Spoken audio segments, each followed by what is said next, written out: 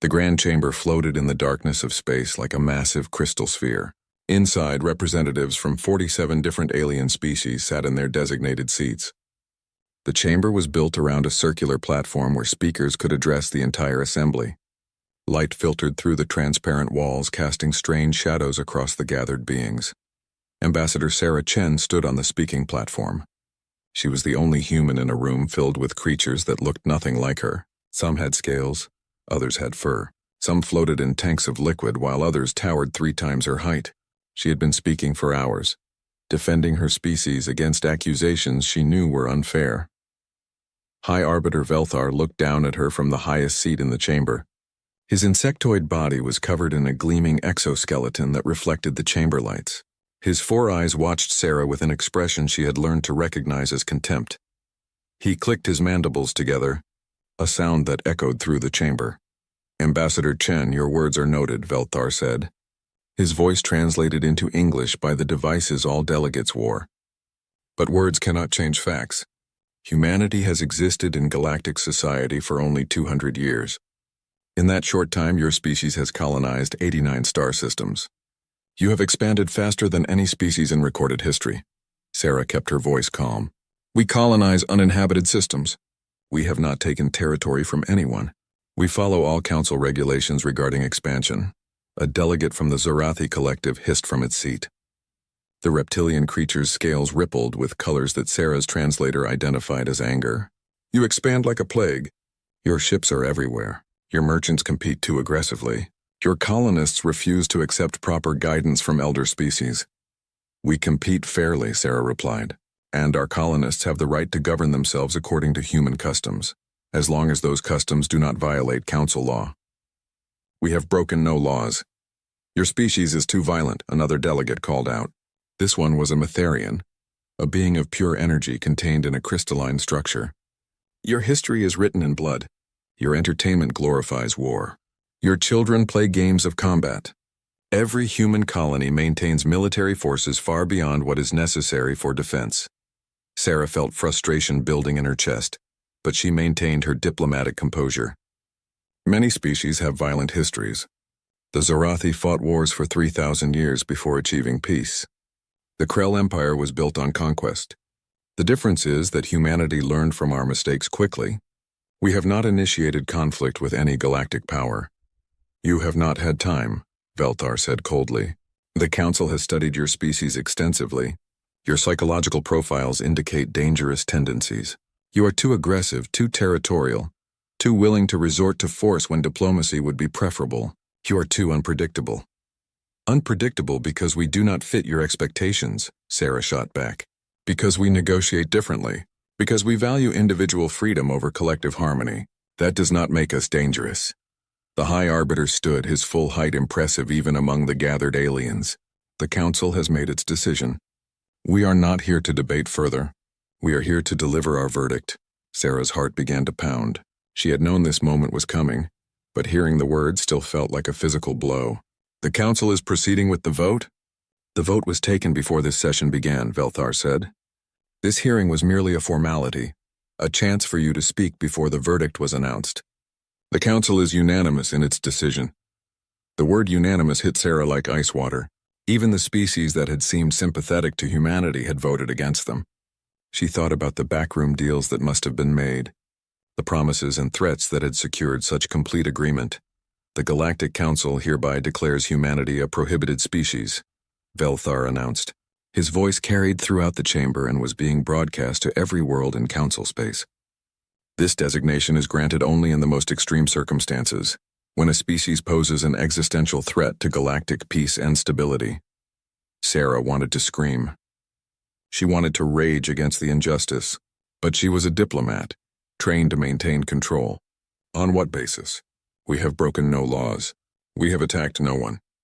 This designation is meant for species that have committed acts of genocide or attempted galactic conquest. The designation is preventative," Velthar explained, as if speaking to a child. "The Council has determined that humanity will inevitably become such a threat if left unchecked. Your expansion must be stopped now before you become powerful enough to challenge Council authority. This is fear, not justice." Sarah said quietly. This is wisdom, Velthar countered.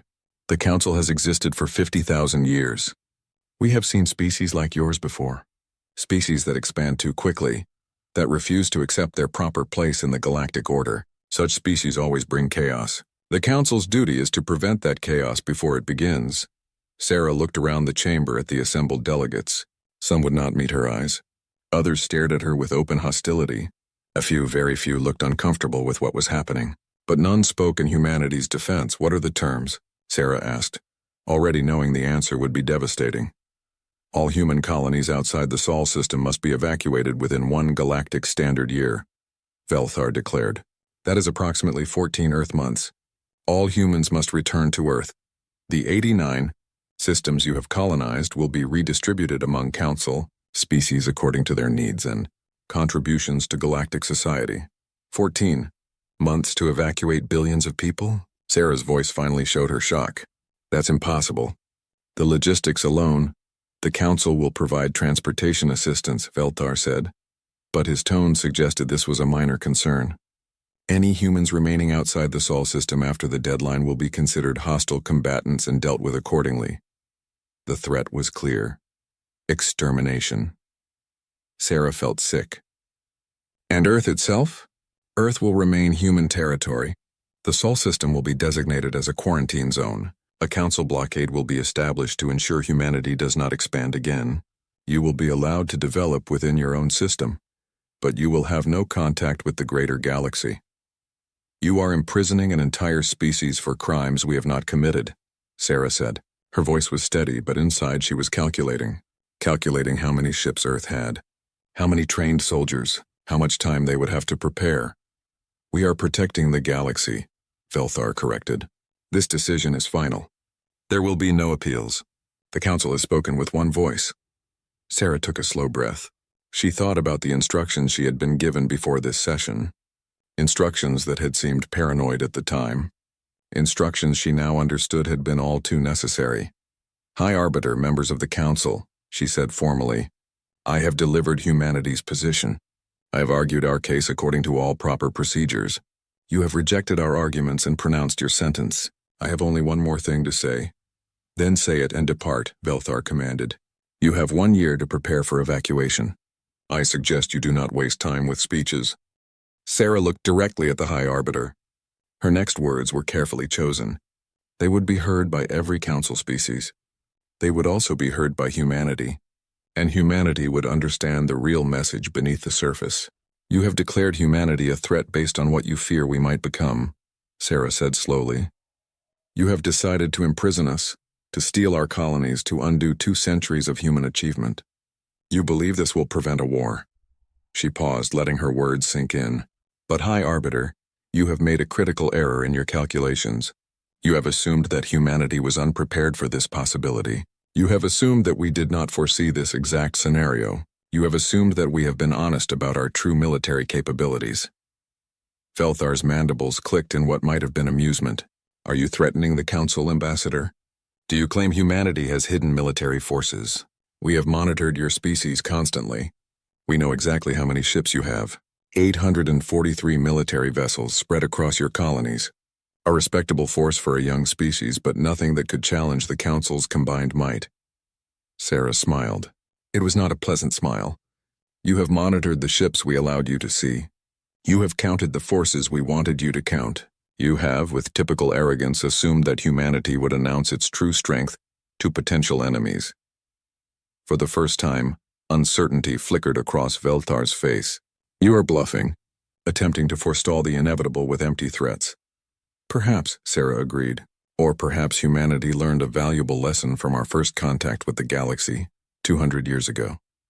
Perhaps we learned that the universe is not friendly. Perhaps we learned that species who seem civilized can be just as brutal as any warlord when their interests are threatened. Perhaps we prepared for this exact moment. The chamber had gone silent. Every delegate was focused on Sarah now. You want to know the truth, High Arbiter? Humanity has been preparing for war since the day we met you. Every colony we established was designed to be self-sufficient and defensible. Every merchant ship we built had hidden weapon systems. Every civilian habitat had secret military facilities. Every asteroid mine doubled as a shipyard. We smiled and traded and followed your rules, and the entire time we were getting ready for the day you showed your true nature." "Impossible," Belthar said, but his voice carried less certainty now. "Our intelligence networks would have detected such activity." "Your intelligence networks see what they expect to see," Sarah replied. "You expected primitive humans to be grateful for acceptance into galactic society. You expected us to be awed by your ancient civilizations and advanced technology. You never considered that we might be learning from you while preparing to defend ourselves against you." She turned to address the entire chamber. "Humanity accepts your verdict. We will evacuate our colonies as ordered. But understand this, you have not prevented a war. You have started one. And you have given humanity the moral justification to fight it with every weapon at our disposal." "You cannot win," Belthar stated. "The Council can assemble fleets that number in the tens of thousands. Even if you have hidden forces, you are one species against 47. "That is what you tell yourself," Sarah said quietly. "That is what lets you sleep, thinking you have made the right decision. But High Arbiter, you have no idea what you have just done. You have united humanity in a way nothing else could. You have given us a common enemy. You have shown us that there is no place for us in your galaxy, except as prisoners or corpses, and you have done all of this while knowing nothing about humanity's true capabilities." She walked toward the exit, then paused, and looked back. "The evacuation begins in 14 months, you said. I wonder, High Arbiter, if the Council will still exist in 14 months. I wonder if you will live long enough to regret this decision." "Remove her," Belthar commanded, his composure finally cracking. Security forces moved forward, but Sarah was already leaving. As she walked through the corridors toward her ship, she activated her secure communications device. The message she sent was brief, just 3 words in a code that every human military commander would recognize. "Protocol Omega, activate." Behind her, the Galactic Council continued its session, already discussing how to divide up human colonies among the member species. They talked about the resources they would gain, the territory they would control. They congratulated themselves on preventing a future threat. Not one of them noticed that human ships throughout the galaxy had suddenly changed course. Not one of them detected the encrypted signals bouncing between human colonies. Not one of them realized that in shipyards hidden in nebulae and asteroid fields, in military bases buried beneath colony surfaces, and in orbital facilities disguised as civilian structures, millions of human personnel were beginning to mobilize. The Council had made their decision. They had outlawed humanity. They had given humans 14 months to evacuate or face extermination. They believed they had been wise and cautious. They believed they had prevented a war. They were wrong. The war had already begun, and the armadas were already assembling. Admiral Marcus Webb had been expecting the signal for 15 years. He was in his office aboard the carrier Independence when it arrived, reviewing reports that seemed routine but contained hidden information. The 3 words appeared on his private screen: Protocol Omega, activate. He closed his eyes for a moment, feeling the weight of what was about to begin. Then he opened them and began typing commands that would change the course of human history. The Independence was orbiting Earth, one of the visible ships that the Council had counted in their intelligence reports. What the Council did not know was that every ship in the visible fleet was also a command and control center for dozens of hidden vessels. Marcus sent the activation codes, and across human space, ships that had been sleeping in the darkness began to wake up. In the Kepler Nebula, 2,000 light-years from Earth, massive doors opened in the sides of asteroids that the Council's scans had marked as ordinary rocks. Ships emerged, their hulls black as the void around them. They had been built in secret over decades, assembled by crews who lived their entire lives in hidden facilities. The crews had trained for this moment, knowing it might never come but preparing nonetheless. Captain Lisa Morrison commanded one of those ships, a destroyer-class vessel designated Shadow 47. She had been born in the hidden shipyard, the daughter of 2 engineers who had given their lives to the protocol. She had never seen Earth except in videos, but she knew why she was here. She knew what humanity was fighting for. All systems coming online, her tactical officer reported. Reactors at full power, weapons armed, stealth systems engaging. Lisa looked at the view screen, which showed 43 other ships powering up around her. This was just one cluster in one hiding spot. Intelligence reports suggested there were hundreds of such clusters throughout human space. The exact number was classified even from her.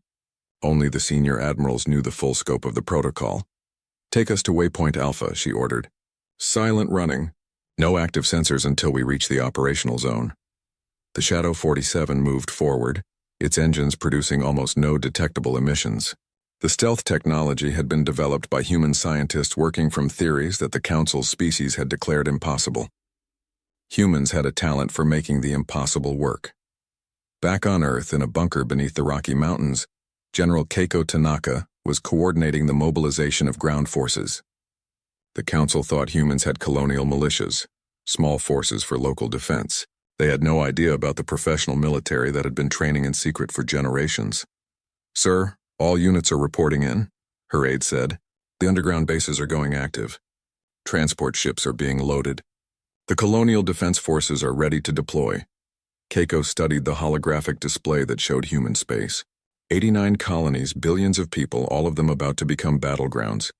The Council thought they could evacuate humanity peacefully. They thought humans would simply leave their homes and return to Earth like obedient children being called inside. "Send the operational orders," Keiko commanded. "All colonies are to begin defensive preparations immediately. Civilian populations are to be moved to secure facilities. Military forces are to establish perimeter defenses. No one surrenders. No one retreats. Every colony will become a fortress." The orders went out through channels that the Council did not know existed.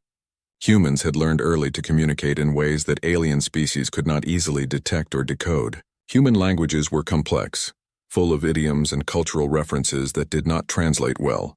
Military codes had been built on wordplay and historical references that meant nothing to alien intelligence analysts.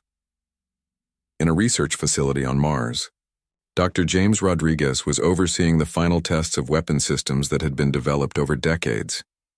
The weapons were based on principles that the Council's scientists had never explored, because they came from humanity's particular way of thinking about problems.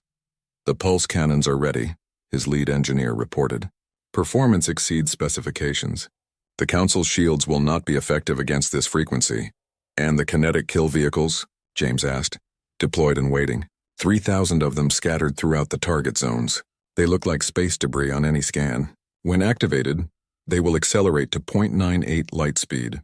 The Council's ships won't even see them coming." James nodded. He was a physicist, not a soldier, but he understood what his weapons would do. They would kill. They would destroy ships and the beings inside them. He had struggled with that knowledge for years, but the Council had made their choice. They had declared humanity a threat that must be eliminated. Now they would face the consequences. Admiral Webb assembled his senior commanders for a conference. They appeared as holograms around the table in his office, called in from positions throughout human space. Some commanded fleets, others led special operations groups. All of them had been preparing for this moment. "The Council has given us 14 months to evacuate," Marcus began. "They expect us to spend that time organizing a peaceful retreat. Instead, we are going to spend it preparing our offensive." "What about the colonies?" asked Admiral Chen, who commanded the forces in the outer sectors. "The Council will send forces to begin taking control. Our people will be at risk." "The colonies will resist," Marcus replied. "Not openly at first. They will appear to cooperate while secretly preparing for combat. The Council will believe they are processing evacuations when actually they are mobilizing for war. By the time the Council realizes what is happening, every human colony will be a hardened military target." "And the civilian populations?" This question came from General Tanaka. "We cannot fight effectively while protecting billions of non-combatants." "The civilian populations are part of the defense," Marcus explained. "Every colonist has been trained in basic military procedures. They know how to use weapons. They know how to operate defensive systems. They know how to survive in siege conditions. The Council thinks of them as helpless refugees. They are actually a reserve military force." One of the commanders leaned forward. "Sir, the Council outnumbers us, huh? Even with our hidden fleets, even with our superior technology. They have more ships, more personnel, more resources. How do we win this war?" Marcus smiled grimly. "We win because we understand something the Council does not. They think of war as a limited activity, something conducted according to rules and customs. They fight honorably. They avoid civilian targets. They try to minimize casualties. They wage war the way civilized species are supposed to. He paused, making sure every commander was focused on his next words. We are not going to fight that kind of war. We are going to fight the way humanity has always fought when survival is at stake. We are going to use every advantage, exploit every weakness, and break every rule that the Council thinks is sacred. We are going to show them why human history is written in blood. We are going to teach them what total war means. The commanders nodded. They understood. The Council had made a fundamental error. They had judged humanity by their own standards, assuming humans would fight the way galactic species fought. They had not considered that humans came from a different background, a history where wars were not limited and enemies were not treated with honor. What about Ambassador Chen? Someone asked. Is she safe? Sarah will be fine, Marcus replied. She is returning to Earth on a diplomatic vessel. The Council will not harm her. They still think they are civilized, still think there are rules. We will use that assumption against them. In fact, Sarah was already halfway back to Earth, her ship moving through Council space without interference. The other passengers were all human diplomats, merchants, and travelers who had been in Council territory when the verdict was announced.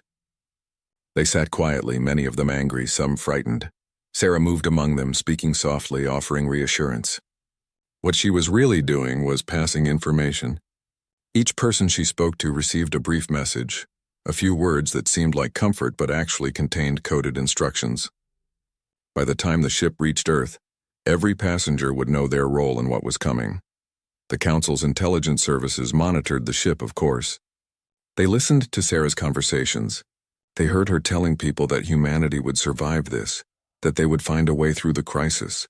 They heard nothing suspicious. They did not understand that the real message was in the order of her words, the specific phrases she chose, the rhythm of her speech. Human communication was layered in ways the Council had never fully appreciated. A human could have 3 different conversations at once, the surface meaning, the subtext, and the hidden message. Alien species who communicated more directly could not easily detect the hidden layers. Back in the Kepler Nebula, Captain Morrison's task force was moving toward their first objective. They would not engage Council forces yet. Instead, they would position themselves to observe and gather intelligence. The Council would start moving forces to take control of human colonies soon. When they did, humanity needed to know exactly what they were facing. Captain, we are receiving telemetry from the reconnaissance drones, her communications officer reported. Council fleet movements detected in sectors 7 through 12. Looks like they are assembling a task force. Size and composition? Approximately 800 ships. Mixed species. Mostly escort and patrol craft with some heavier vessels for intimidation purposes. Lisa studied the data. 800 ships to enforce the evacuation of the nearest human colonies. It seemed like overwhelming force. The Council was being cautious, not wanting to give humanity any chance to resist. They did not know that they were being watched by forces they could not detect. They did not know that human ships were already in position around their fleet, close enough to strike but invisible on every scanner. The stealth technology worked even better than the simulations had predicted. Log their positions, Lisa ordered. Track their movements. Pass all data back to command. We need to know their tactics, their formations, their response times. When the shooting starts, we will need every advantage. The days passed. The Council began moving forces toward human space. On Earth and the colonies, humans watched the approach of the alien fleets and prepared. Underground factories worked around the clock, producing weapons and ammunition. Hidden shipyards completed vessels that had been under construction for years. Military forces drilled and trained, going over plans that had been refined countless times. Admiral Webb reviewed the intelligence reports that flowed in from across human space. The Council was moving exactly as the war planners had predicted. They were confident, assembling large forces but not taking extreme precautions. They expected token resistance at most. They expected humanity to recognize the futility of fighting and accept their fate. They still do not understand, Marcus said to his chief of staff. They think we are like them. They think we will calculate the odds and surrender when we see we cannot win. Will we win, sir? The chief of staff asked quietly. Marcus considered the question honestly. If we fight the war, they expect no. If we match fleet against fleet in traditional battles, we will lose. We are outnumbered too badly. But we are not going to fight that war. We are going to fight asymmetrically. We are going to hit them where they are weak. We are going to make them afraid. We are going to break their unity and turn their member species against each other. And if that is not enough, then we will make the cost of defeating us so high that victory becomes meaningless. We will destroy so much of their infrastructure that the Council collapses even if they win the war. We will make them regret the day they decided humanity was a threat. The preparations continued. Human space was transforming from a collection of peaceful colonies into an armed fortress. Every ship, every station, every settlement was becoming part of the war machine. The civilian economy was converting to military production, with an efficiency that would have shocked the Council if they had known about it. But the Council did not know. Their intelligence agents reported that humans seemed to be organizing evacuation efforts. They saw ships moving between colonies, which they interpreted as transport vessels preparing to move refugees. They did not realize those ships were actually moving military supplies and personnel. The Council saw what they expected to see. They saw a defeated species preparing to accept their fate. They did not see the weapons being distributed, the defenses being erected, the traps being set. In 2 months, the first Council forces would arrive at human colonies to begin supervising the evacuation. They would expect cooperation or perhaps minor protests. What they would find instead was something the galaxy had not seen in thousands of years. Humanity united and ready for total war. Admiral Webb stood in the observation deck of the Independence looking out at Earth below. It was a beautiful planet, blue and white, the homeworld of his species. The Council thought they could lock humanity on this one world forever, thought they could contain human expansion and ambition. They were about to learn their mistake. Humans did not accept cages. Humans did not surrender to superior force. Humans fought, especially when they had nothing left to lose. The Council had tried to prevent a war by declaring humanity a threat. Instead, they had guaranteed a war by giving humanity no choice but to fight. The protocol had been created for this exact scenario. For 200 years, humanity had prepared for the possibility that the galaxy would turn against them. Now the preparation would be tested. Now humanity would show the Council what it meant to threaten the wrong species. Marcus touched the window, feeling the cold of space through the transparent material. You wanted to see how dangerous humans could be, he said quietly to the absent Council. You are about to find out. Throughout human space, in the visible fleets and the hidden forces, millions of personnel waited for the order to strike. They had trained for this. They had prepared for this. Some of them had been born for this, spending their entire lives in the secret military that the Council never suspected existed. They were ready. The countdown had begun. In a few months, the Council would send their forces to enforce humanity's extinction as a spacefaring species. And humanity would respond with everything they had built, everything they had hidden, everything they had prepared over 2 centuries of pretending to be peaceful members of galactic society. The Council thought they were being wise and cautious. They thought they were preventing a future threat. What they had actually done was provoke the most dangerous species the galaxy had ever encountered. The armadas were assembling, and soon the Council would understand what they had unleashed. The Council's expeditionary fleet arrived at New Brasilia 3 months after the verdict was announced. Commander Zethrak of the Zorathi Collective led the force, 12,000 ships drawn from 15 different Council species. It was an overwhelming display of power, meant to convince the humans that resistance was pointless. Zethrak watched the human colony on his view screen as his fleet approached. New Brasilia was a world in the outer regions of human space, home to 40 million colonists. Intelligence reports indicated it had minimal military defenses, just a few patrol ships and some surface weapons. The evacuation should proceed smoothly. Open a channel to the colonial government, Zethrak ordered. His scales rippled with confidence.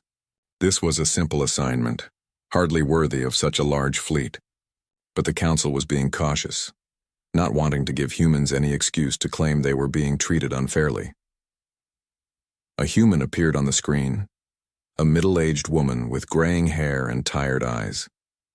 She wore the simple clothes of a colonial administrator, Governor Martha Hayes, according to the intelligence file.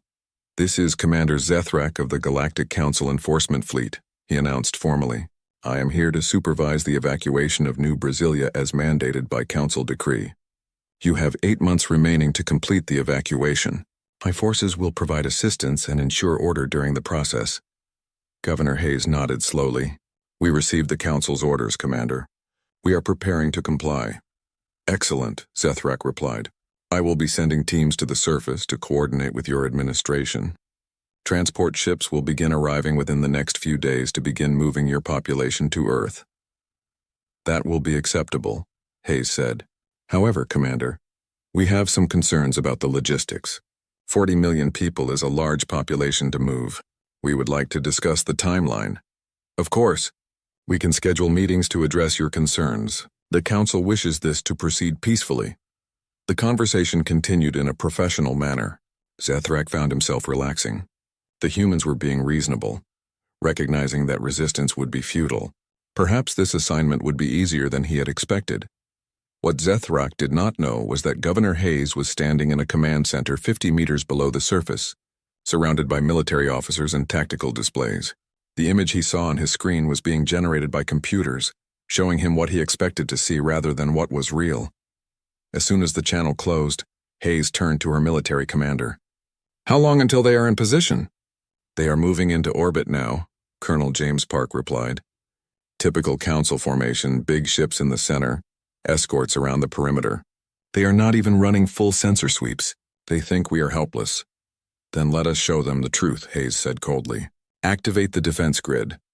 Across New Brasilia, weapons systems that had been hidden in civilian structures came online. Missile silos disguised as storage facilities opened their doors. Laser batteries built into skyscrapers swiveled toward the sky. Orbital platforms that looked like communication satellites revealed their true nature as weapons platforms. And in the empty space around the planet, where Council sensors showed nothing but vacuum, human ships began to appear. They had been there all along, wrapped in stealth fields that made them invisible. Now they dropped their stealth and powered up their weapons. Captain Lisa Morrison's destroyer was among them. She watched her tactical display as 47 other ships materialized around her, emerging from nowhere as far as the Council fleet was concerned. Her Shadow Task Force was just one of 6 that had been positioned around New Brasilia, waiting for this moment. All ships report ready, her tactical officer announced. Weapons locked on assigned targets. Waiting for the signal. On the surface, Governor Hayes gave the order. Execute Protocol Omega Stage 1. Show them what happens when you threaten humanity. The defense grid fired first. Hundreds of missiles launched from the surface, streaking toward the Council fleet. They were not standard missiles. Human engineers had designed them specifically to defeat Council point defense systems. They twisted and dodged, their flight paths erratic and unpredictable. The Council ships reacted slowly, surprised by the sudden attack. Their defensive weapons engaged, destroying many of the missiles, but not all. Dozens of warheads got through, slamming into hulls and detonating with devastating effect. Before the Council fleet could fully respond, the human ships opened fire. Laser beams and plasma bolts tore across space at the speed of light, giving the Council no time to evade. The stealth ships had been positioned perfectly, their initial volley catching the Council fleet in a deadly crossfire. Commander Zethrak stared at his displays in shock as the carefully organized formation disintegrated into chaos. Ships were exploding all around him. Warning alarms screamed from every console. His communication channels filled with panicked reports from across the fleet. Where did they come from? His tactical officer shouted. There was nothing on our sensors. Evasive maneuvers, Zethrak ordered. All ships return fire. Get us out of their kill zone. But it was too late. The human attack had been planned with precision. Every ship in the Council fleet had been targeted. The humans were not trying to defeat them in a fair fight. They were executing an ambush, using superior technology and careful planning to destroy an enemy that outnumbered them. The battle lasted 20 minutes. When it was over, nearly 5,000 Council ships had been destroyed or damaged so badly they could no longer fight. The survivors fled in panic, many of them trailing debris and venting atmosphere. The mighty Council fleet had been cut in half by forces they had not even known existed. Zethrak's flagship limped away from New Brasilia, its engines damaged, its hull scarred by human weapons. He sat in his command chair trying to process what had happened. The intelligence reports had been completely wrong. Humans did not have a few patrol ships. They had an entire hidden fleet with technology superior to anything the Council possessed. Get me High Arbiter Velthar, he demanded. He needs to know what we are facing. The message took hours to reach the council chambers. When Velthar received it, he watched the battle recordings 3 times, unable to believe what he was seeing. Human ships appearing from nowhere. Human weapons tearing through council shields as if they did not exist. Human tactics that showed no mercy, no hesitation. This is impossible, Velthar said to his advisors. Our intelligence indicated they had minimal forces. Where did these ships come from? They have been hiding them, one advisor replied, her voice shaking. For years, perhaps decades. They have been preparing for this war while pretending to be peaceful colonists. Then our intelligence services have failed catastrophically, Velthar stated. We need to know the true extent of human military capabilities. Send reconnaissance forces to observe their other colonies. Do not engage. Just gather information. But when the reconnaissance forces arrived at other human colonies, they found the same situation. Every human world had hidden defenses. Every system had ships waiting in stealth mode. The humans had not just prepared 1 or 2 colonies, they had militarized their entire civilization. The Council's military command began reassessing their strategy. The simple evacuation mission had become something far more complex. Intelligence analysts worked around the clock, trying to determine how many ships humanity actually had. The numbers were alarming. We believe they have at least 15,000 warships, the chief analyst reported to Velthar. Possibly more. Most of them have been hidden in asteroid fields, nebulae, and other locations our sensors cannot penetrate easily. 15,000? Velthar repeated. We counted fewer than 900 in our pre-war assessments. They deceived us, the analyst said simply. They showed us what they wanted us to see. Everything else was hidden. And their technology is more advanced than we believed. Their stealth systems, their weapons, their defensive capabilities all exceed our estimates. Velthar felt something he had not experienced in his long career. Fear. The Council had made their decision based on flawed information. They had believed humanity was weak. That overwhelming force would make resistance pointless. Instead, they had provoked a war with an enemy that had been preparing for exactly this scenario. What about the other member species? Velthar asked. Are they still committed to the campaign? The analyst hesitated. Some are expressing concerns. The losses at New Brasilia were heavy, and many of those ships belonged to smaller council members. They did not expect to face serious resistance. This was another problem. The council fleet was not unified. It was a collection of national forces, each species contributing ships but maintaining their own command structures. Unity was maintained by the assumption that they faced a weak enemy. Heavy casualties would strain that unity. Meanwhile, human forces were not just defending. They were attacking. Admiral Webb had ordered offensive operations to begin as soon as the Council forces entered human space. Strike teams that had been positioned throughout Council territory went active, hitting targets that had been selected years earlier. In the Rigel system, 3 Council military bases were destroyed in coordinated strikes. Human ships appeared without warning, launched their attacks, and vanished before reinforcements could arrive. The bases had been considered secure, protected by sensor networks and patrol ships. The human attackers bypassed all of it.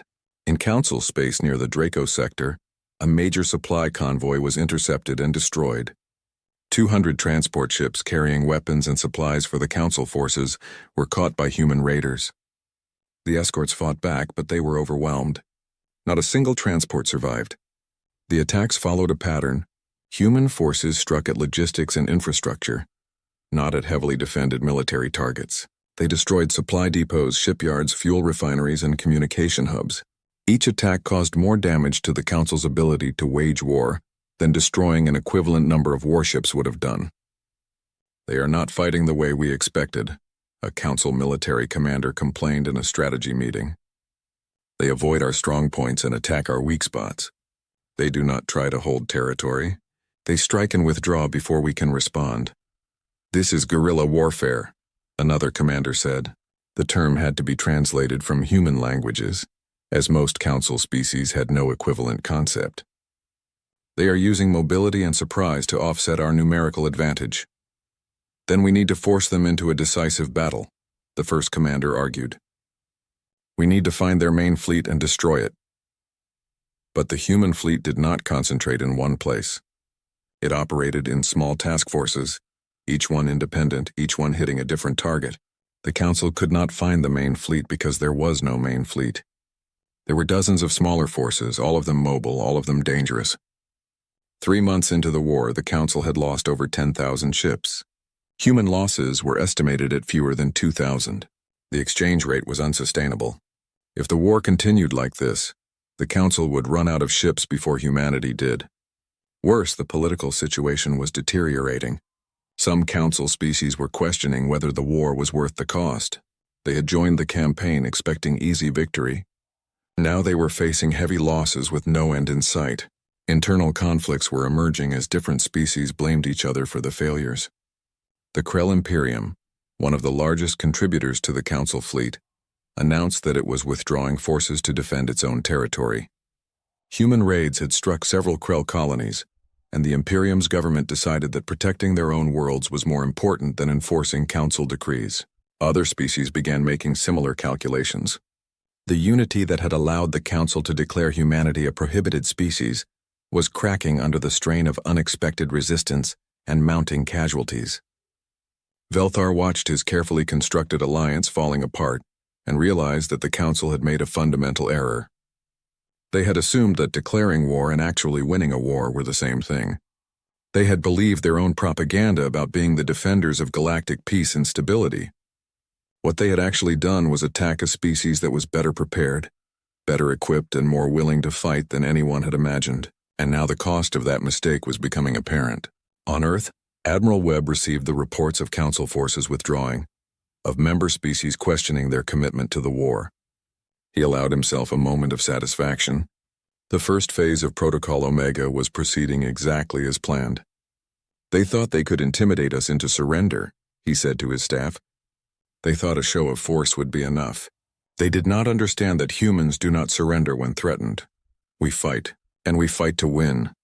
The Council is still powerful, his chief of staff cautioned. They have more ships, more resources. If they commit fully to the war, they could still overwhelm us. Then we need to make sure they do not commit fully, Marcus replied. We need to keep hitting them, keep raising the cost, keep making them question whether this war is worth it. We need to turn their member species against each other. We need to break the Council before they break us. The strategy was clear. Humanity could not win a war of attrition. But they could win a war of psychology. They could make the Council collapse from internal pressures even if they could not defeat it militarily. The war was far from over, but the opening moves had gone to humanity. The Council had expected an easy victory.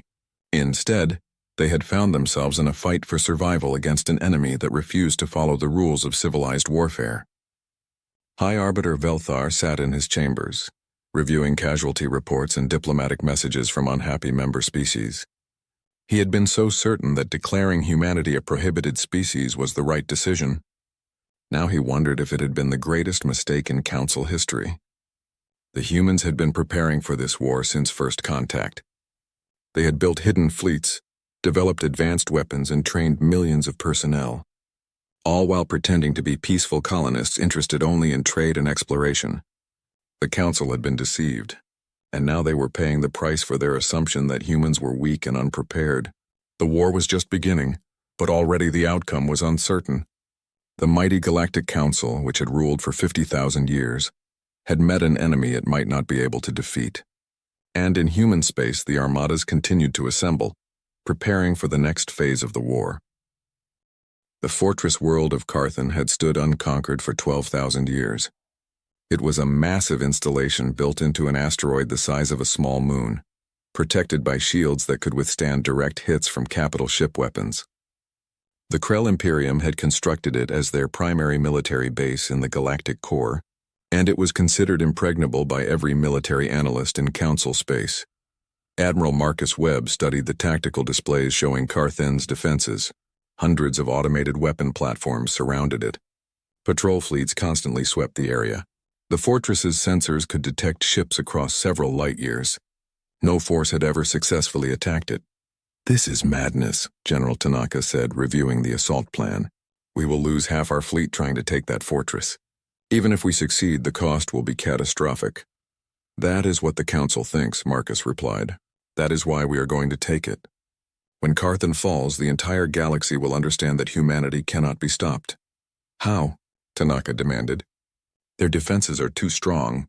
A frontal assault will fail, Marcus smiled. Then we will not make a frontal assault.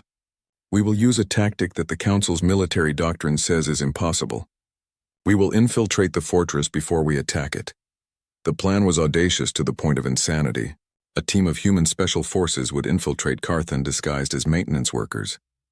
The fortress had thousands of civilian contractors doing routine work, and security was focused on military threats, not on checking the backgrounds of technicians. Humans would exploit that weakness. Captain Sarah Kim led the infiltration team. She and 49 other operators arrived at Carthan aboard a contractor ship, carrying identification that appeared legitimate in every database. The Council's bureaucracy was vast and complex, making it possible to insert false records if you knew how the systems worked. Human intelligence had spent years learning those systems. Remember, we are maintenance technicians, Sarah reminded her team as they passed through security. We work on environmental systems. We are bored, underpaid, and just want to finish our shift and go home. Act like it. The security officers barely glanced at them.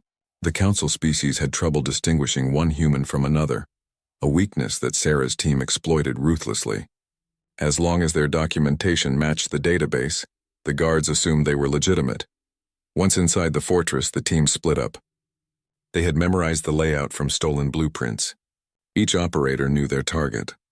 They spent 3 days working normal shifts, actually doing maintenance work to avoid suspicion.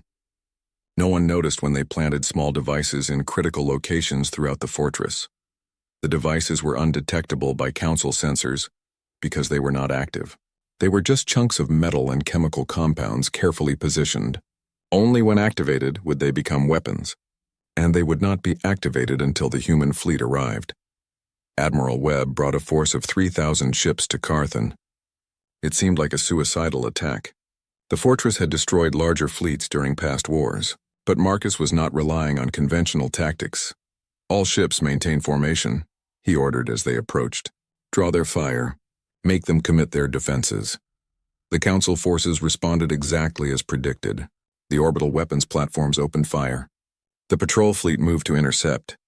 The fortress's shields activated at full strength. Every defense system engaged, creating a zone of destruction that no ship could survive. Marcus watched his fleet take losses and felt each death like a physical blow. But he could not show doubt. This plan required sacrifice. Continue the attack. Target their shield generators. The human ships pushed forward, firing everything they had. It looked like a desperate assault by a force that did not understand the impossibility of their mission. The Council commanders watched with grim satisfaction as human ships exploded under the withering defensive fire. Then Sarah Kim activated the devices her team had planted. The charges they had positioned throughout the fortress detonated simultaneously. They were not powerful explosives. They did not need to be. Each charge was carefully placed to disable a specific system. Shield generators, weapons controllers, sensor arrays, power conduits. The fortress's shields flickered and failed. Its weapons stopped firing. Its sensors went dark. In an instant, the impregnable fortress became a blind, defenseless target. All ships focus fire on the fortress, Marcus ordered. Exploit the gap. The human fleet concentrated their weapons on Carthan. Without its shields, the fortress was vulnerable. Human missiles and energy weapons tore into the installation, ripping apart the structures that had stood for 12 millennia. Secondary explosions rippled through the asteroid as ammunition and fuel stores detonated. The Council patrol fleet tried to defend the fortress, but they were caught out of position. Human ships that had been held in reserve suddenly appeared, having dropped their stealth fields. They tore into the Council force from behind, creating chaos and panic. The Battle of Carthan lasted 4 hours. When it ended, the fortress was a shattered ruin, still burning from internal fires. The Council patrol fleet had been destroyed. Human casualties were significant, but far less than anyone had expected. The fall of Carthan sent shockwaves through the galaxy. The fortress had been a symbol of Council military might. Its destruction demonstrated that humans could strike anywhere, could defeat any defense, could achieve the impossible through unconventional tactics. More importantly, it broke something in the Council's psychological advantage. Member species had contributed forces to the war effort, believing that the Council could not lose. The loss of Carthan made them question that belief. The Matharian Collective was the first to formally withdraw from the war. They announced that they could no longer support a campaign that was causing such devastating losses for unclear benefits. The human colonies, they argued, were not worth the cost of taking them by force. Other species followed. The Aquilian Federation, the Syrian Concordat, and the Danubian League all recalled their forces. They did not formally make peace with humanity, but they stopped fighting. The Council's Grand Alliance was falling apart. High Arbiter Velthar summoned his remaining military commanders. The group that assembled was smaller than it had been 6 months earlier. Many commanders had been killed in action. Others represented species that had withdrawn from the war. We cannot continue like this, Velthar admitted. The humans are destroying us piece by piece. We need a new strategy. We need to negotiate, one commander said bluntly. The war is unwinnable. Humanity has proven they cannot be forced to surrender. We should seek peace while we still have enough strength to negotiate from a position that is not complete weakness. The Council does not surrender, Velthar said automatically, but his voice lacked conviction. The Council has never faced an enemy like humanity, the commander replied. Our doctrines, our strategies, our assumptions about warfare all assumed enemies who think like us. Humans do not. They fight with a brutality and creativity that we cannot match. Every day we continue this war, we grow weaker while they grow stronger. The debate continued for hours. Some commanders wanted to escalate, to commit even more forces and crush humanity through sheer numbers. Others argued that such a strategy would only lead to more losses. The Council was divided, paralyzed by disagreement. While the Council argued, human forces pressed their advantage. They struck at the Council's most prestigious targets, demonstrating that nowhere was safe. The Grand Library on Axiom Prime was damaged in a raid. The Council's primary communications hub was destroyed. Supply lines were cut across dozens of systems. Each attack was carefully chosen for psychological impact. Humans were not just trying to win battles. They were trying to break the Council's will to fight. They were showing that the cost of defeating humanity would be the destruction of everything the Council valued. In a secret facility on Mars, Dr. James Rodriguez unveiled new weapons to Admiral Webb. We have been holding these back, waiting for the right moment, he explained. This is a quantum disruption weapon. It tears apart the molecular bonds and whatever it hits. There is no defense against it because it operates at a level below what shields can block. Marcus studied the weapon specifications. Casualties. Total within the effective radius. Everything organic dies instantly. Everything mechanical stops functioning. It is the most destructive weapon humanity has ever created. Then we will save it, Marcus decided. We will not use it unless we have no choice. But the Council needs to know we have it. Leak the specifications to their intelligence services. Let them understand that we have held back our most terrible weapons. Let them imagine what we will do if they force us to use them. The psychological warfare was as important as the actual battles. Humanity was fighting a war of perception, trying to convince the Council that continuing the conflict would lead only to mutual destruction. The leaked information about superweapons, whether those weapons would actually be used or not, added to that perception. Ambassador Sarah Chen, who had returned to Earth, was conducting her own campaign. She had established contact with sympathetic factions within Council species, politicians and citizens who opposed the war. She provided them with information about human losses and suffering, stories designed to generate sympathy. More importantly, she provided information about Council losses. Many Council species did not know the true cost of the war because their governments were suppressing the information. Sarah made sure casualty figures and battle reports reached opposition groups, who then spread them through their societies. Public opinion in many Council species turned against the war. Protests erupted on several homeworlds. Politicians who had supported the campaign found themselves facing angry constituents demanding answers. The war that had seemed justified when it began now looked like a catastrophic mistake. The Zorathi Collective, whose commander had led the failed assault on New Brasilia, voted to withdraw from the Council entirely. They declared the human situation an internal Council matter that did not concern them. Their withdrawal removed 5,000 ships from Council forces. The cascade continued. One by one, Council species found reasons to stop fighting. Some withdrew officially. Others simply ordered their forces to avoid combat with humans. The Grand Alliance that had declared humanity a prohibited species was dissolving. Velthar watched his power crumble and understood that the war was lost. Not lost militarily, though humanity was winning most battles. Lost politically as the coalition he had built fell apart, under the strain of unexpected resistance and mounting costs. He composed a message to the Council's remaining members. We must acknowledge reality. Humanity cannot be defeated through military force. Our attempt to enforce their evacuation has failed. We have two choices: continue fighting until both sides are exhausted and ruined, or seek peace while we still have something to negotiate with. The debate that followed was bitter. Some council members refused to accept that they had been defeated by a single species. They demanded escalation, total commitment to destroying humanity regardless of cost. But they were a minority. Most members recognized that the war was over, even if the fighting had not stopped yet. A vote was called. This time the council voted to authorize peace negotiations with humanity. The vote was not unanimous. 7 species voted against, insisting that humanity remained a threat that must be eliminated. But the majority had decided that peace was preferable to continued destruction. The message was transmitted to Earth.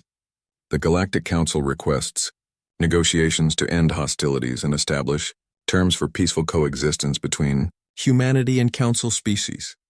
Admiral Webb received the message and allowed himself a moment of satisfaction. We won, he said quietly. We actually won. The war is not over, General Tanaka cautioned. 7 species voted to continue fighting. There will still be battles. But the Council has lost, Marcus replied. Their unity is shattered. Their military is broken. Their member species are questioning their leadership. Even if some continue fighting, the war as a whole is over. Now we negotiate from a position of strength. Ambassador Chen was recalled from her unofficial diplomatic efforts to lead the peace negotiations.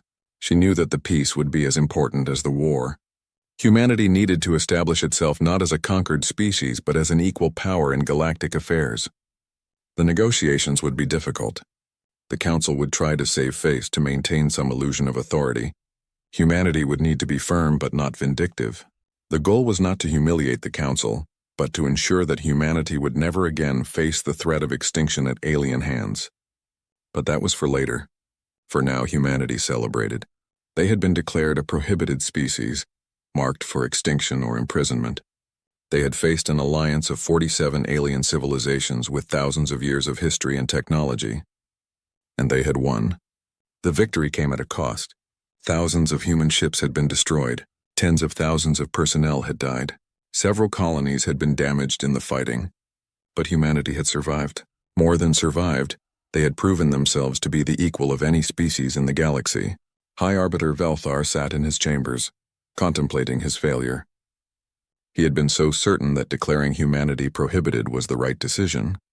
He had believed that the Council could easily enforce its will. He had assumed that humans were a minor threat that could be eliminated before they became dangerous. Every assumption had been wrong. Humans had been more prepared, more capable, and more dangerous than anyone imagined. They had turned the Council's strength against itself, using the Alliance's complexity and diversity to create divisions and doubt. They had fought with a ferocity and creativity that Council forces could not match. And now the Council that had ruled the galaxy for 50,000 years was broken, its authority questioned, its military defeated, its unity shattered, all because they had tried to eliminate a species they did not understand. Velthar composed his resignation. He would step down as High Arbiter, taking responsibility for the disaster. Perhaps his successor could salvage something from the wreckage. Perhaps the Council could be rebuilt into something that learned from this catastrophic mistake. But one thing was certain. The galaxy would never underestimate humanity again. The species that had been declared a threat had proven themselves to be exactly that. Not because they sought conquest or empire, but because they refused to accept extinction. Because when threatened, they fought back with everything they had. The Council had outlawed humans. The armadas had assembled. And humanity had shown the galaxy what happened when you tried to cage a predator. The war was not quite over, but its outcome was no longer in doubt. Humanity would not only survive, they would emerge from the conflict as one of the dominant powers in galactic civilization. The negotiations would determine the exact terms. But the fundamental truth was already established. Humanity was here to stay, and anyone who tried to remove them would face the same fate as the Council.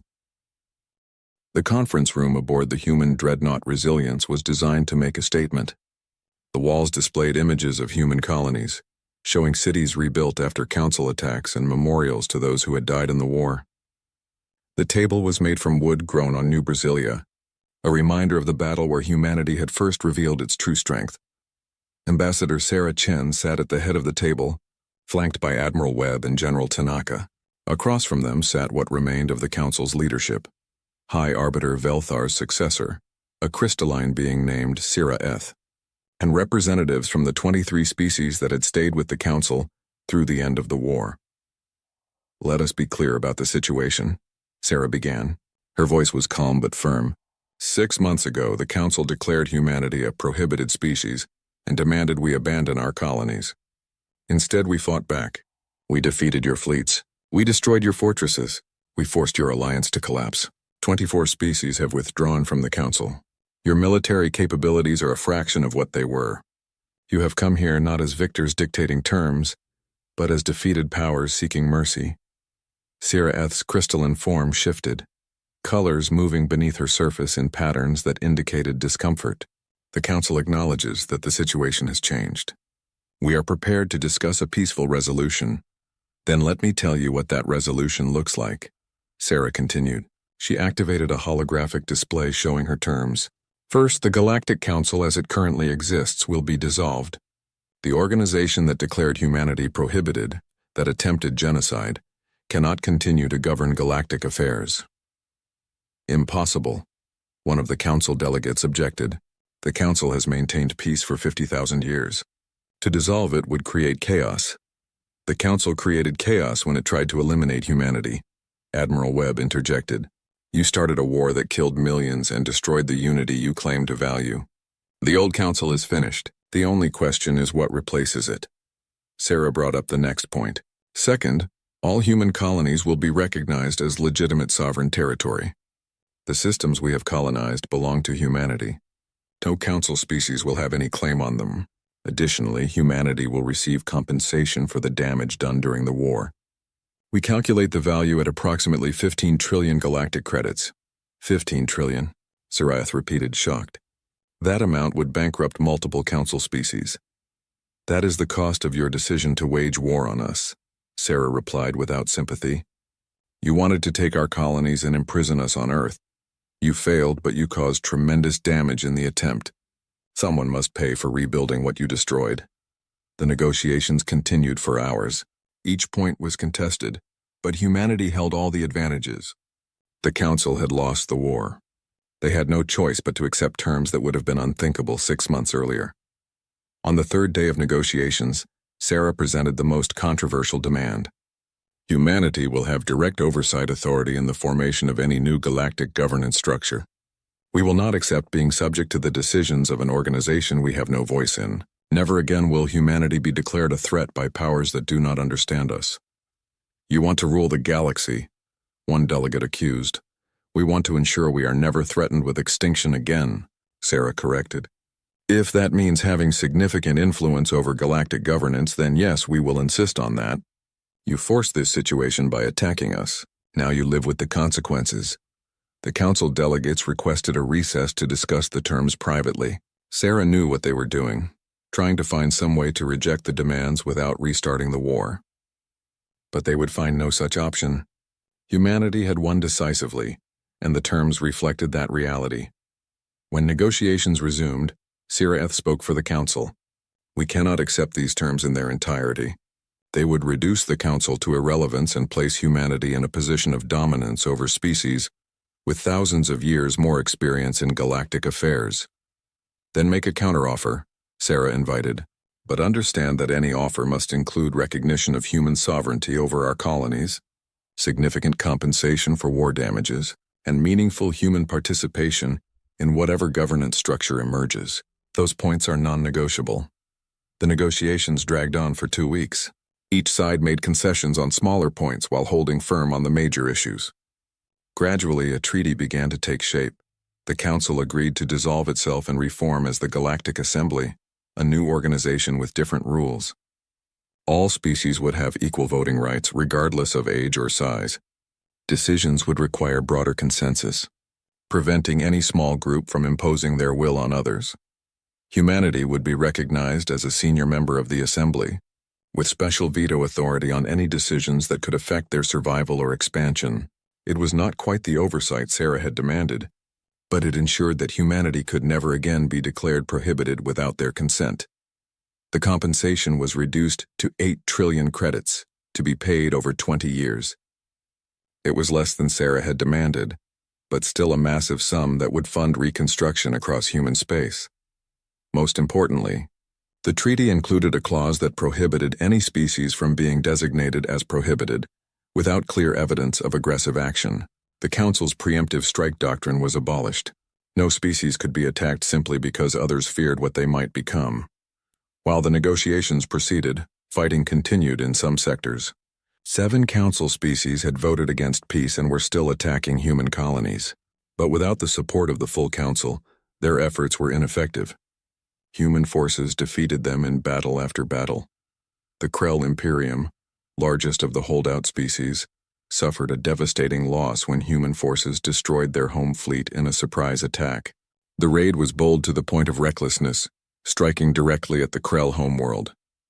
But it succeeded, breaking the Imperium's ability to project power. After that defeat, even the holdout species began seeking separate peace agreements. They recognized that they could not defeat humanity alone when the entire Council had failed to do so together. 3 months into the negotiations, Sarah finally achieved the breakthrough she needed. The Council agreed to all major human demands in exchange for humanity, accepting limits on their future expansion. Humans could continue colonizing uninhabited systems, but would need Assembly approval before settling any system that another species had claimed. It was a reasonable compromise. Humanity had never wanted to conquer alien territory, only to be free to grow and develop without interference. The treaty gave them that freedom while providing a framework for peaceful coexistence. The signing ceremony was held aboard the Resilience, broadcast to every world in human and Council space. Sireth and Sarah stood together, each signing the treaty documents that would reshape galactic civilization. "This treaty represents a new beginning," Sireth said in her formal statement. "The old ways where ancient species dictated terms to younger ones have passed. The Galactic Assembly will be built on principles of equality and mutual respect. All species, whether they have existed for 50,000 years or 200, will have a voice in shaping our collective future." Sarah's statement was more direct. 6 months ago, the Council tried to eliminate humanity. They declared us too dangerous to exist, too aggressive to be trusted. They were right about one thing: we are dangerous, but only to those who threaten us. Humanity does not seek to dominate the galaxy. We seek only to be free to grow, to explore, to build our civilization according to our own values. This treaty ensures that freedom, and it ensures that no species will ever again face the choice between extinction and total war. The treaty was ratified by the human government on Earth within days. The remaining Council species took longer, their governments debating whether to accept terms that reduced their influence. But eventually all 23 signed. They had no real alternative. The treaty formally took effect on the 1-year anniversary of the Council's original verdict. Humanity had been given 14 months to evacuate their colonies or face extermination. Instead, they had fought a war, defeated the Council, and emerged as one of the most powerful species in the galaxy. Admiral Marcus Webb retired the day after the treaty was signed. He had spent his entire career preparing for a war he hoped would never come. When it did come, he had led humanity to victory, but the cost had been high and he was tired. At his retirement ceremony, he spoke to the assembled officers who had served under him. "We won this war because we were prepared. For 200 years, humanity planned for the worst while hoping for the best.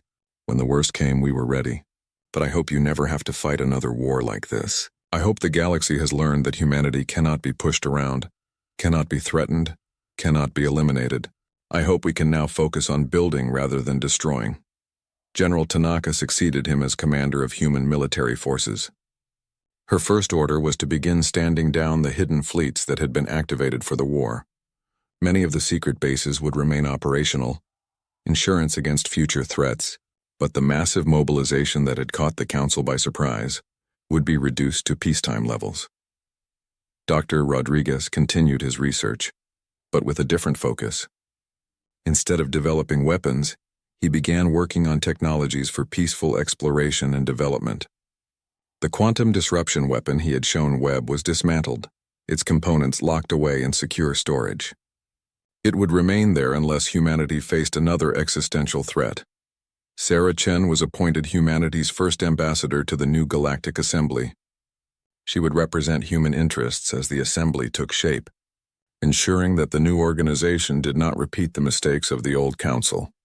On Earth, people celebrated the end of the war and the survival of their species. Parades filled the streets of major cities. Memorials were built to honor those who had died. Politicians gave speeches about humanity's triumph and the bright future ahead. But some, like Admiral Webb, understood the deeper truth. Humanity had not won because they were superior or destined for greatness. They had won because they prepared for the worst, because they refused to surrender, and because they fought with everything they had when survival was at stake. The galaxy had learned an important lesson about humanity. Humans could be peaceful and cooperative when treated fairly, but when threatened with extinction, they became the most dangerous enemy imaginable. They would use any tactic, accept any sacrifice, and fight with a desperation that more civilized species could not match. The new Galactic Assembly held its first session in neutral space, on a station built specifically for that purpose. Representatives from over 40 species attended, including some that had withdrawn from the Council during the war. They came to build something new, a governance structure that would not repeat the mistakes that had led to the human war. Sarah spoke at the opening session. "We gather here in the shadow of a conflict that should never have happened. The old council made a terrible mistake when they declared humanity prohibited. But that mistake taught us all important lessons. It taught us that fear is a poor basis for policy. It taught us that preemptive action against potential threats creates the very conflicts we hope to avoid. It taught us that no species, no matter how powerful, can impose its will on others without consequences." She paused, looking around at the assembled delegates. "Humanity came to the galaxy hoping to find friends and allies. We found fear and hostility instead. We were forced to fight for our survival. We won that fight, but the cost was terrible for everyone involved. Let us build an assembly that ensures no species ever faces that choice again. Let us create a system where disputes are resolved through dialogue, where differences are respected, where all species can grow and flourish without fear." The assembly adopted a charter based on principles of equality and non-aggression. It was not perfect, but it was better than what had come before. The old council had been dominated by a few powerful species who imposed their will on others. The new assembly gave every species a voice and required broad consensus for major decisions. Humanity became one of the senior powers in this new order, but not through conquest or intimidation. They had earned their position by defending themselves successfully, and then showing restraint in victory. They could have imposed harsh terms on the defeated council species. Instead, they had sought a peace that allowed everyone to move forward. Years passed. The damage from the war was gradually repaired. Human colonies grew and prospered. New colonies were established in systems that the assembly approved. Trade with alien species resumed and expanded.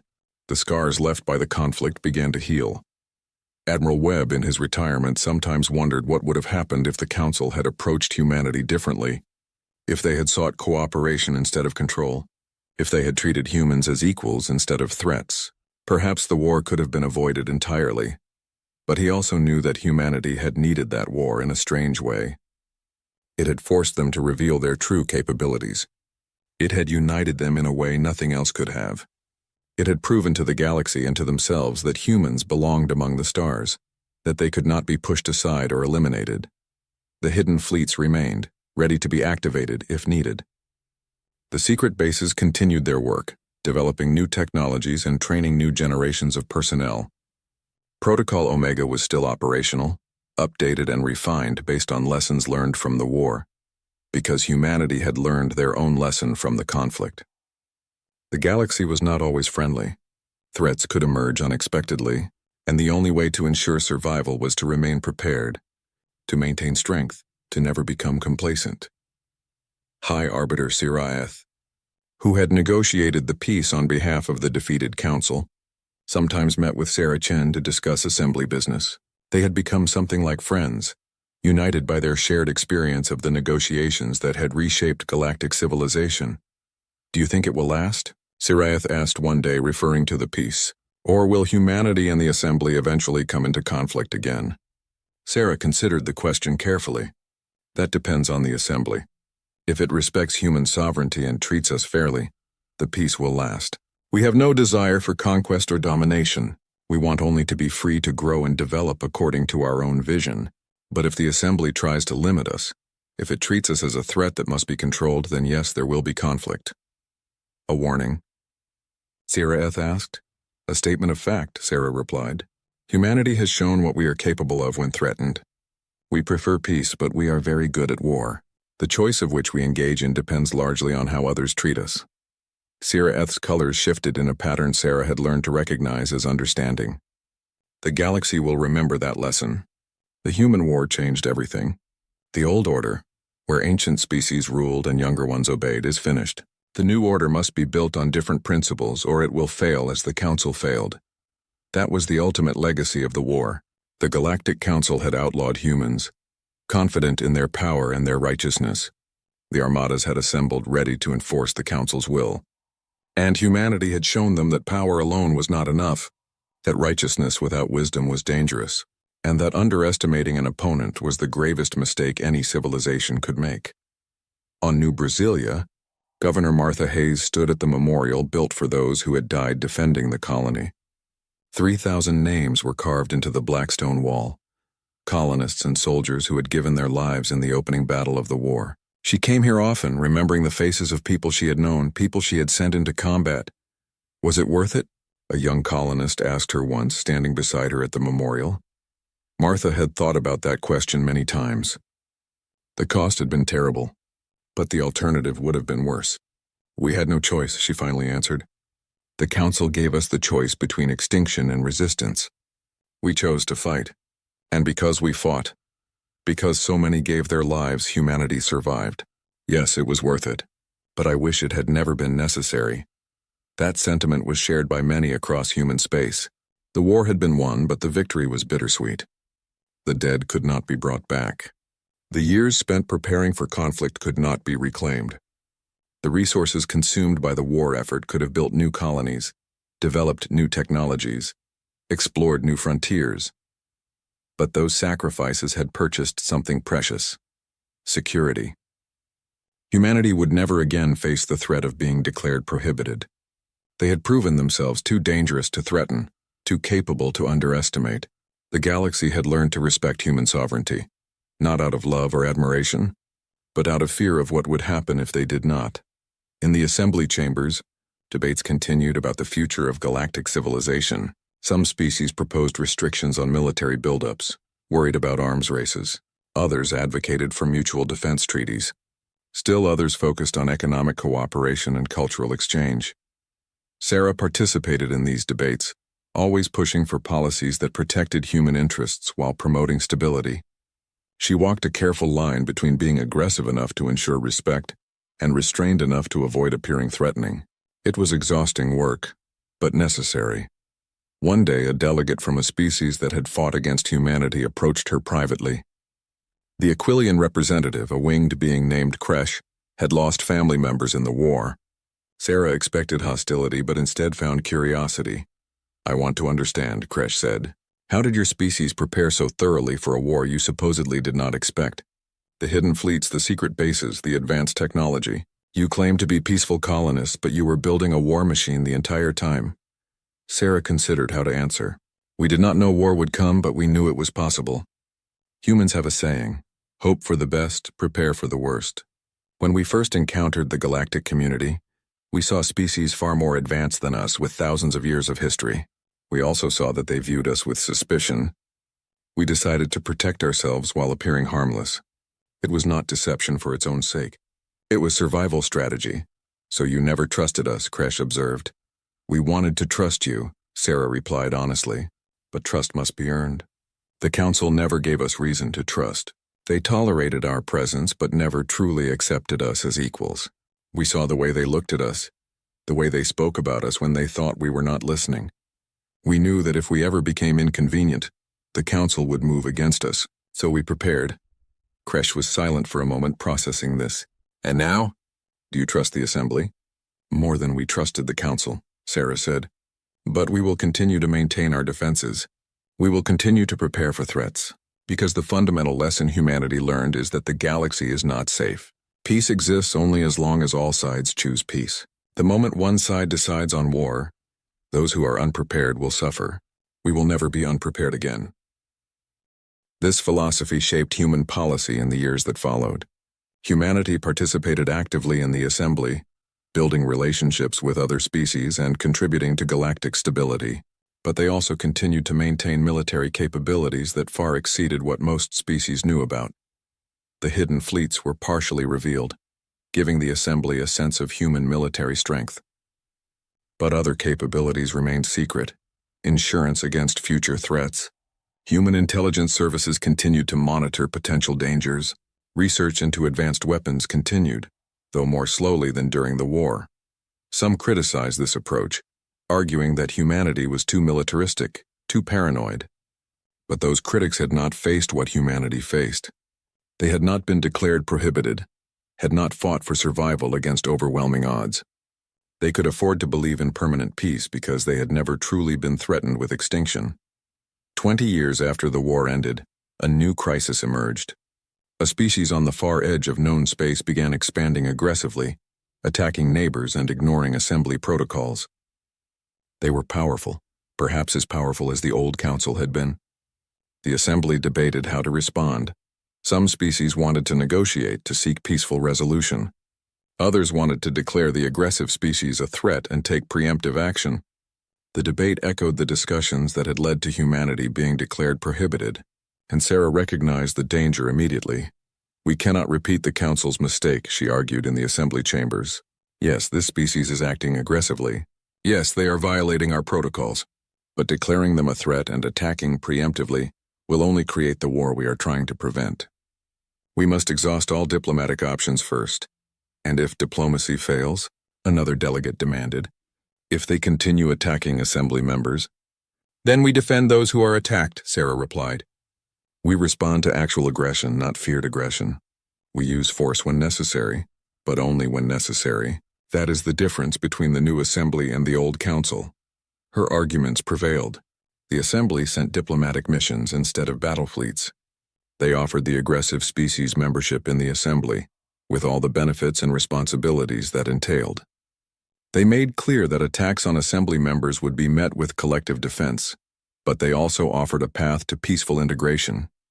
The crisis was eventually resolved without major conflict. The aggressive species accepted assembly membership, moderated their expansion, and began participating in galactic governance. It was not a perfect solution, but it avoided a war that would have devastated multiple civilizations. Admiral Webb, watching from his retirement home on Earth, allowed himself a moment of satisfaction. The lesson humanity had taught through their war was being applied. The galaxy was learning to resolve conflicts without rushing to violence, to treat potential threats with caution rather than aggression. But he also knew that vigilance remained necessary. The galaxy was vast, containing species and civilizations that the assembly had not yet encountered. New threats would emerge, and when they did, humanity needed to be ready. He thought about Protocol Omega, which remained operational after all these years. It had evolved from a desperate contingency plan into a permanent framework for human survival. The hidden bases, the secret research, the classified capabilities, all of it remained in place, ready to be activated if the galaxy ever again turned against humanity. "Do you think we will ever be able to truly relax?" his wife asked him one evening as they watched the sunset. "To trust that we are safe?" Marcus considered the question. "Maybe someday, when enough time has passed. When generations have grown up in peace and the war becomes ancient history. But not yet. Not in our lifetimes. We remember what happened. We remember what it took to survive. We cannot forget those lessons even if we wanted to." On the human colonies, life continued. Cities grew. Children were born. People fell in love, started businesses, pursued their dreams. The war became history, taught in schools, remembered in memorials, but increasingly distant from daily life. Yet beneath the surface of normal civilian life, the military apparatus remained. Young people volunteered for service, trained in tactics and strategy, learned to operate weapons and ships. The reserves were maintained at high levels. Every colony had defense plans. Every system had early warning networks. Every settlement had shelters and emergency protocols. Humanity had learned to live with a dual nature. On the surface, they were peaceful citizens of a galactic community, participating in trade and culture and scientific cooperation. Beneath that surface, they were warriors ready to fight at a moment's notice, prepared to defend themselves with overwhelming force if threatened. This duality made some other species uncomfortable. They saw it as evidence that humanity remained dangerous, that the fear which had led to the original prohibition was justified. But humans saw it differently. They saw it as the price of freedom, the cost of ensuring that they would never again face extinction at the hands of those who claimed to act for the greater good. Sarah Chen, now an elder stateswoman of the Assembly, sometimes met with young human diplomats preparing for their own careers. They asked her about the war, about the negotiations, about how to balance strength with diplomacy. "Never apologize for our strength," she told them. "Never pretend to be weaker than we are in hopes of making others comfortable. The galaxy respects strength. They will negotiate with us, cooperate with us, treat us as equals, but only because they know the cost of doing otherwise. The moment we appear weak, the moment we suggest we cannot or will not defend ourselves, we become vulnerable again." "But isn't there a risk of seeming too aggressive?" one young diplomat asked. "Of making others fear us so much that they unite against us?" "There is always that risk," Sarah acknowledged. "That is why we must be wise in how we use our strength. We do not threaten others. We do not attack without cause. We do not seek to dominate or control, but we make clear that we will defend ourselves and our interests with all necessary force. That clarity prevents misunderstandings. It prevents others from making the same mistake the Council made." The years continued to pass. The generation that had fought the war began to die, their places taken by those who had only heard about it in stories. The Assembly matured into an effective governing body, managing conflicts and promoting cooperation. The galaxy was more peaceful than it had been in millennia, but the memory of the war remained, encoded in human culture and policy. It was remembered in the names of ships, resilience, defiance, retribution. It was remembered in the holidays, Victory Day, Memorial Day, Liberation Day. It was remembered in the oath every human soldier swore, promising to defend humanity against all threats, internal and external. Admiral Webb died peacefully in his sleep at the age of 97, honored as the man who had prepared humanity for its greatest trial and led them to victory. His funeral was attended by representatives from dozens of species, even some who had fought against humanity. They came to pay respect to a worthy opponent, a leader who had done what was necessary to protect his people. General Tanaka spoke at his funeral. Marcus Webb spent his entire life preparing for a war he hoped would never come. When it came anyway, he fought it brilliantly. He saved humanity not through recklessness or aggression, but through careful planning and strategic thinking. He understood that the best way to win a war is to make your enemy regret starting it. He did that, and because of him, humanity is free. The galaxy continued to turn. New generations were born, knowing only peace. The scars of the war faded. The Assembly grew stronger and more inclusive. Humanity expanded to new systems, explored new frontiers, built new civilizations. But in the hidden bases scattered throughout human space, personnel continued their watch. They monitored the galaxy for threats. They maintained the weapons and ships that most civilians never saw. They trained for scenarios that might never occur. They kept Protocol Omega ready just in case, because humanity had learned an eternal truth through fire and blood. Peace is a choice, not a guarantee. It must be defended by those willing to fight for it, and the price of freedom is eternal vigilance, the willingness to stand ready against threats that may never materialize. The Galactic Council had outlawed humans, believing them to be a threat that must be eliminated. The armadas had assembled, confident in their power and righteousness, and humanity had shown them the consequences of that decision. Now the galaxy knew. Humanity could be friend or enemy, partner or adversary. The choice was not humanity's to make alone. It was a choice the galaxy made every day. in how they treated humans, in how they respected human sovereignty, in how they honored the hard-won peace. And as long as that choice was made wisely, as long as the lessons of the war were remembered, the peace would endure. Humanity would continue to explore, to grow, to build. They would contribute to galactic civilization while maintaining the capability to defend themselves. They would live in peace but never forget how to wage war. They would trust but always verify. They would hope for the best while preparing for the worst. That was the legacy of the war. That was the price of survival. And that was the promise humanity made to itself and to the galaxy. Never again would they be vulnerable. Never again would they face extinction without fighting back with everything they had. The Council had tried to cage them. They had broken free, and now free among the stars, humanity would ensure that no one ever tried to cage them again.